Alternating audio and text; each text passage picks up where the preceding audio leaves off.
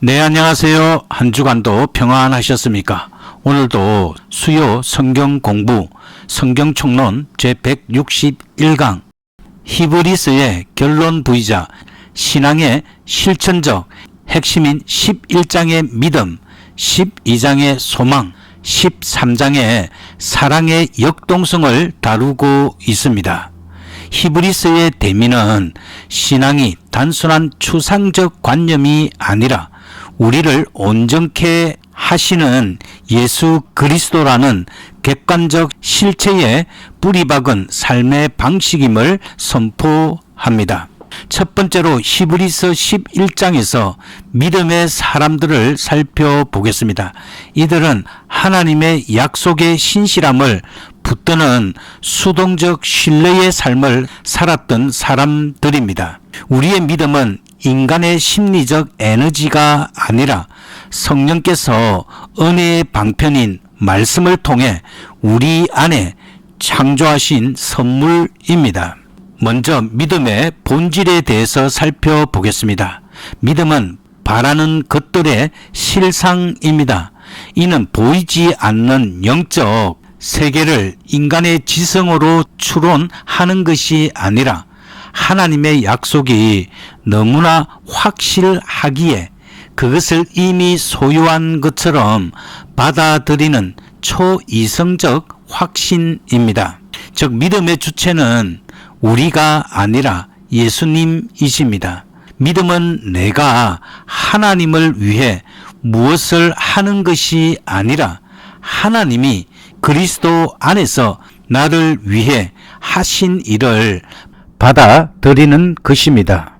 그리고 믿음의 모범들은 고난 속에서 증거된 믿음이었습니다. 히브리서 11장에 나열된 선진들은 완벽한 사람들이 아니었습니다. 그러나 그들은 멀리서 보고 환영하며 이 땅에서 나그네로 살았습니다. 그 믿음의 실체는 다음과 같습니다. 구약 성도들은 그림자를 보고도 인내했습니다. 하물며 실체이신 그리스도와 보혜사 성령을 받은 신약의 성도들은 얼마나 더 큰 확실한 소망 속에서 현재의 고난을 이겨내야 하지 않겠습니까? 세상이 감당치 못하는 믿음이란 나의 상황보다 하나님의 객관적 말씀을 더 신뢰하는 믿음입니다. 이제 두 번째로 히브리서 12장 말씀을 통하여서 소망의 동력과 두 산을 대조하여 살펴보겠습니다. 히브리서 12장은 11장의 믿음의 정인들을 배경으로 하여 이제 우리를 실제적인 영적 경주로 초대합니다. 이 경주는 인간의 의지력을 시험하는 도덕적 훈련이 아니라 오직 그리스도의 완성을 바라보는 복음적 인내의 과정입니다. 이제 믿음의 경주와 징계에 대해서 살펴보겠습니다. 이는 십자가 신학의 실제에 대해서 말씀하는 것입니다. 성도의 삶은 영광의 길이 아니라 십자가의 길입니다. 루트는 하나님을 고난과 십자가 속에서 찾는 자를 참된 신앙인이라고 불렀습니다. 참된 신앙인은 예수님을 바라보는 것입니다. 즉 나를 떠나 그리스도께 고정된 삶을 사는 것입니다. 경주자가 무서운 것과 얽매이기 쉬운 죄를 벗는 비결은 자기 성찰이나 결단이 아닙니다. 예수를 바라보는 것이 뜻하는 바는 나 자신에게서 눈을 돌려 예수님께 고정하는 것입니다. 즉 예수 그리스도의 다 이루심이라는 객관적 복음의 시선을 고정하는 것입니다. 주님은 우리 믿음의 창시자, 즉 시작이자 완성자, 끝이시기 때문입니다. 그리고 하나님의 참된 아들들에게는 징계가 반드시 따르는 것입니다. 이것이 바로 숨어 계신 하나님의 사랑 때문입니다. 우리는 고난을 당할 때 하나님이 부재하시거나 나를 심판하신다고 오해합니다. 바로 이것이 영광의 신학입니다. 그러나 히브리서는 고난과 징계가 오히려 우리가 하나님의 친아들이라는 가장 확실한 증거라고 말합니다. 바로 이것이 십자가 신학입니다. 하나님은 고난이라는 가면 뒤에 자신의 자비로운 얼굴을 숨기십니다.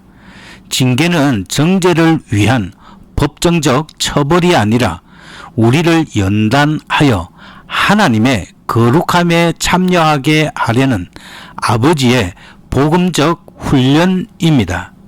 징계의 아픔 속에서 우리는 하나님이 나를 포기하지 않으셨다는 역설적인 위로를 얻습니다. 이제 시내산과 시온산을 통하여서 율법과 복음의 최종적 대조에 대해서 살펴보겠습니다.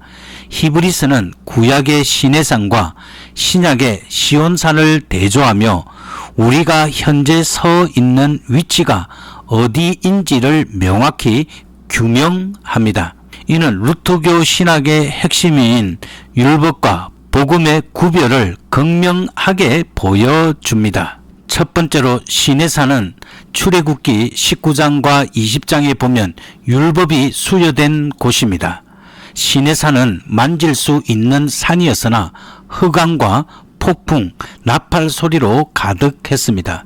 짐승이라도 산에 닿으면 죽임을 당하는 거룩한 공포의 장소였습니다. 이것은 율법의 정죄를 상징합니다. 율법 앞에서는 인간은 두려워 떨며 멀리 설 수밖에 없습니다. 율법은 우리를 하나님께로 인도하는 것이 아니라 우리의 죄 때문에 하나님과 우리 사이에 거대한 간격이 있음을 폭로합니다. 두 번째로 시온산을 살펴보겠습니다. 시온산의 의미는 은혜와 복음을 말하고 있습니다. 우리가 이를 곳은 공포의 산이 아니라 살아계신 하나님의 도성인 하늘의 예루살렘입니다.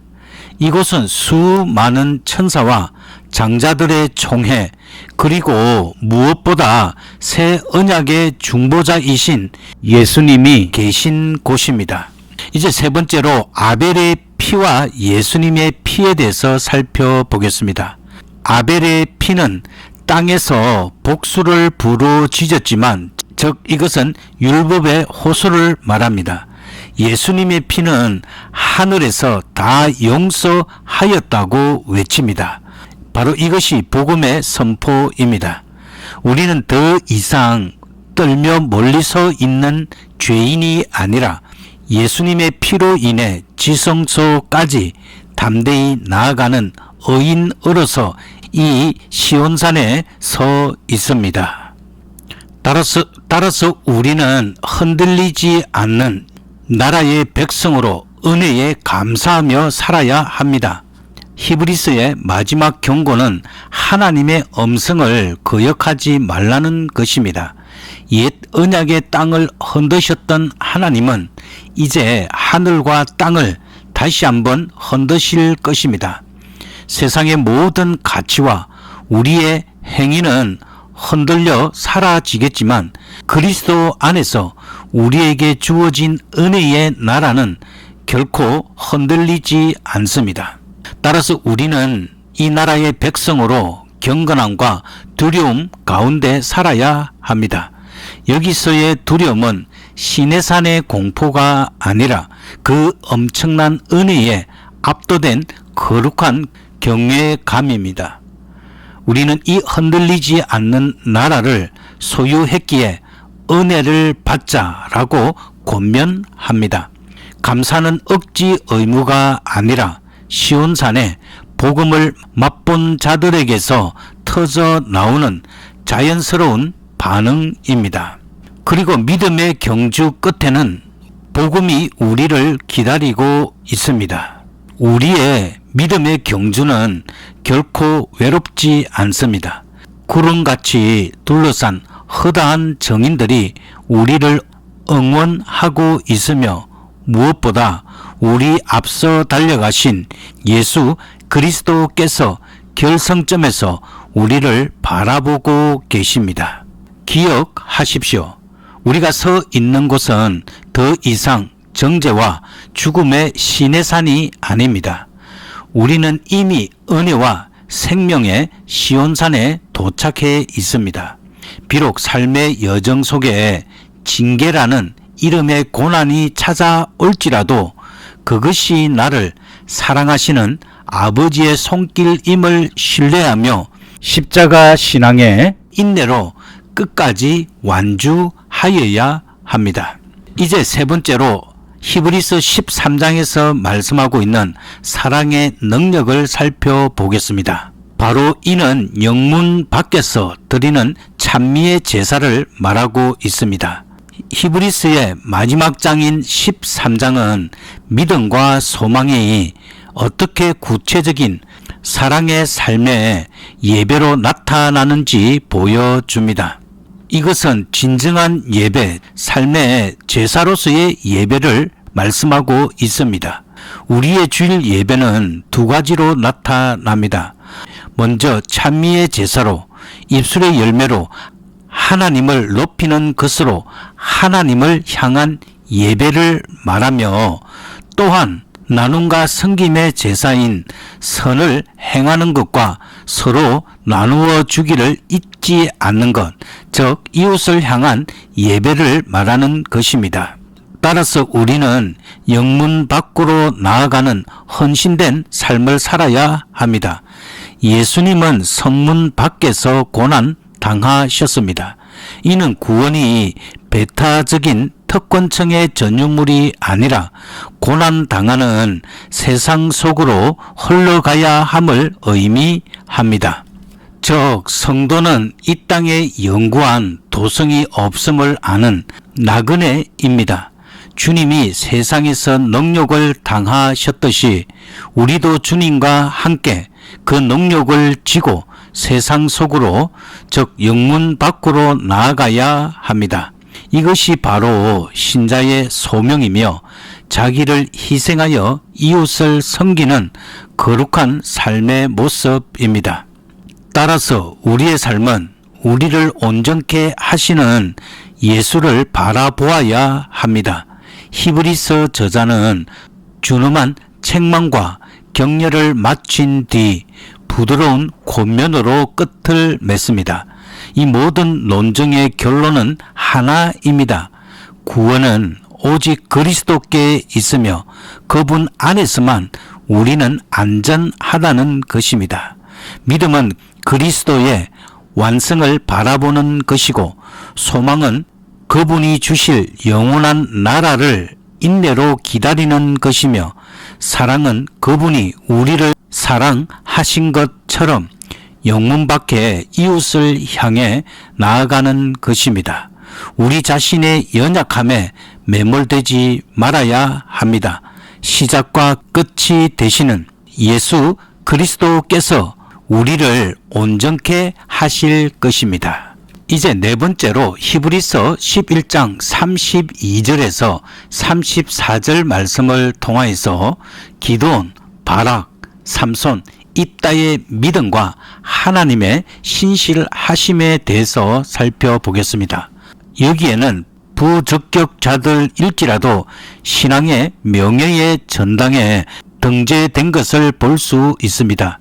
히브리서 11장은 에녹, 노아, 아브라함과 같은 거물급 신앙인들을 열거하다가 후반부에 기드온, 바락, 삼손, 입다를 언급합니다. 이들의 삶은 영광의 신학으로는 설명이 불가능한 모순 덩어리입니다. 기드온은 소심함의 대명사였고, 승리 후에는 금 에봇을 만들어 이스라엘을 우상 숭배의 길로 인도한 영적 실책을 범했습니다. 바락은 하나님의 명령 앞에서도 여인, 즉 드보라의 동행 없이는 움직이지 못했던 수동적이고 급 많은 지휘관이었습니다. 삼손은 나실인이었으나 정욕에 눈이 멀어 사명을 망각했고 결국 비참한 최후를 맞이한 실패한 사사처럼 보입니다. 입다는 무모하고 율법의 무지한 서원으로 인해 자기의 딸을 비극으로 몰아넣은 문제적 인물이었습니다.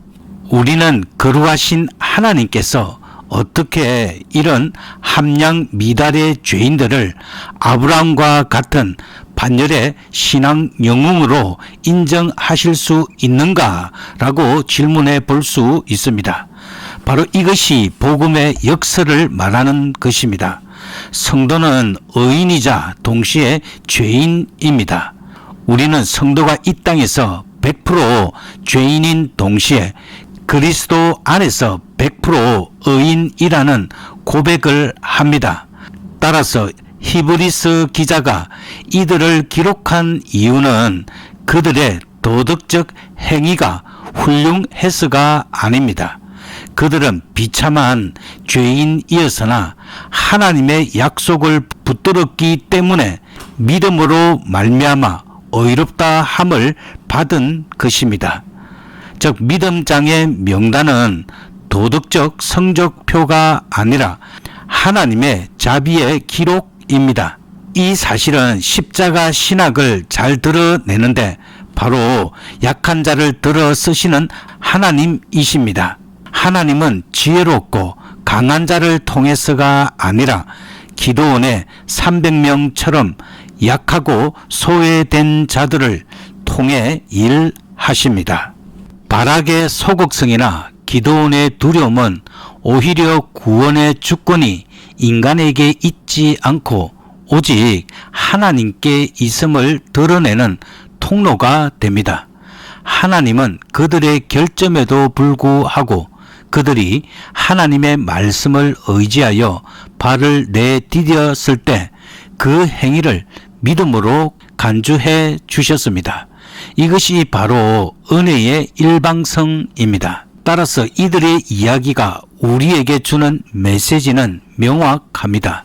첫째는 신앙은 성취가 아니라 신뢰입니다. 믿음은 내가 얼마나 대단한 일을 하느냐가 아니라 내가 얼마나 무능한 죄인인지를 깨닫고 하나님의 약속을 붙드느냐의 문제입니다. 둘째, 완전주의의 함정에서 벗어나야 합니다. 기도원과 삼손처럼 우리도 매일 넘어집니다. 그러나 우리의 구원은 우리의 성화 정도에 달려있지 않고 객관적 칭의, 즉 그리스도의 완성된 사역에 달려 있습니다. 셋째는 다시 일어나는 용기가 필요합니다. 하나님은 우리의 실수를 보시는 분이 아니라 그리스도 안에서 우리를 믿음의 자녀로 보십니다. 그러므로 자신의 결점에 매몰되지 말고 우리를 온전케 하시는 예수를 바라보며 다시 믿음의 경주를 시작해야 합니다.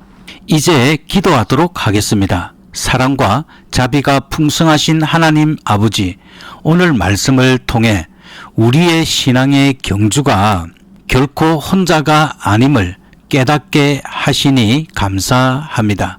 때때로 우리 삶에 찾아오는 고난과 징계가 우리를 향한 정죄가 아니라 우리를 친자녀로 대우하시는 아버지의 깊은 사랑임을 신뢰하게 하여 주시옵소서. 시련의 순간마다 나 자신을 바라보며 절망하는 것이 아니라 우리 믿음의 시작과 끝이 되시는 예수 그리스도께만 시선을 고정하게 하여 주시옵소서. 우리는 이제 두려움의 시내산이 아니라 기쁨과 용서의 시온산에 서 있습니다. 아벨의 피보다 더 나은 것을 말하는 예수님의 피로 말미암아 우리에게 주신 흔들리지 않는 나라를 감사함으로 누리게 하여 주시옵소서. 믿음의 경주를 마치는 그날까지 우리를 온전케 하시는 주님의 은혜만을 의지하며 담대히 나아가게 하여 주시옵소서. 우리를 구원하신 예수 그리스도의 이름으로 기도드립니다. 아멘.